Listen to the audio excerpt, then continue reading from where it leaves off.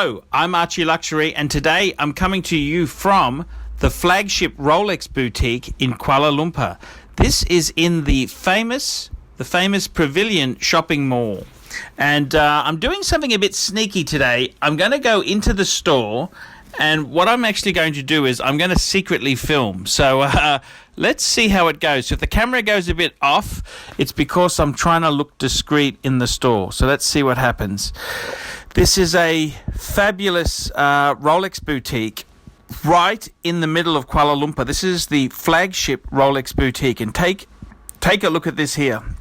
Look at all the beautiful Rolei. Is the plural for Rolex Rolei or Rolexes? All the beautiful Rolei here. Look at these beautiful pieces. I love these green Rolex chairs with the Rolex logos on them. Aren't they so cute? Have a look here. At this end here, this is the day dates and date justs on display here. Quite a nice display. Very, very beautifully done in the Rolex corporate way of brass and glass. Then this center table here is where they've got a few of the very, very rare steel sports Rolexes. And I got to be honest with you, not much on display at all. It's pretty, a lot of two-tones. There was a two-tone Daytona, but steel Rolex sports watches, few and far between. They had a lot of Oyster Perpetuals, a lot of date justs, a lot of dates, a lot of day dates. But I got to be honest with you there, as far as steel sports Rolex goes, very, very short in the supply department. And it's kind of interesting. You come all this way to have a look at some Rolexes, and I'm a little bit disappointed they didn't have the new Daytona on display, or the new, just the new steel, the new steel Skydweller. That would have been magnificent. They had a lot of beautiful Rolexes on. Yes, they had Rolexes here, but as far as the sports model go, very few and far between. It's quite a nice store. Got a nice chandelier, very, very corporate Rolex look to it. But, I got to be honest with you, all these Rolex stores are very, very similar. Like, you could be anywhere in Asia. You could be in Singapore, Hong Kong. The only telltale sign where you are is what currency are the watches in. And I got to be completely frank with you. It's I would have loved to have seen some vintage on display, a little bit of vintage to highlight the history of the brand. They were starting to get the shits with me. I had an iPhone 7 Plus, and I was trying to be as discreet as possible.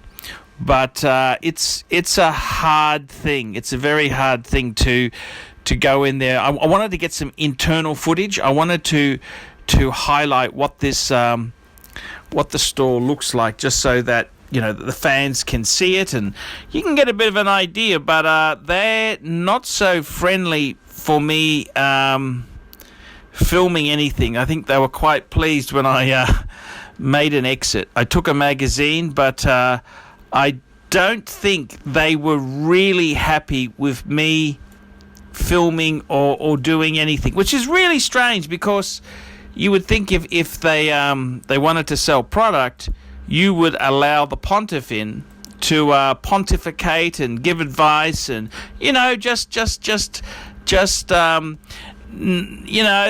the kind of the thing you would kind of like to experience. But oh well, that's just how it goes there. So this is the Rolex boutique. I gotta be honest with you, it looks very similar to every other Rolex boutique in the world. And no steel sports Rolexes. No steel sports Rolexes. I tell a lie.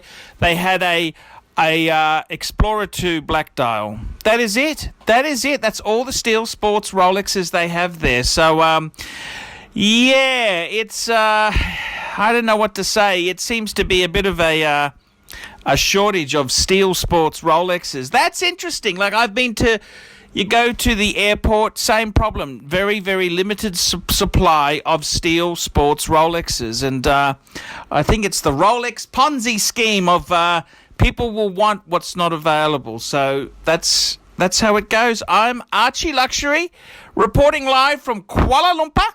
Tell me what you guys think of that. There we go. The Eagles landed. I managed to film inside the Rolex store. In KL. Very, very cool indeed. I love the IWC store. That's one store that I really, really, really did love. That was super cool.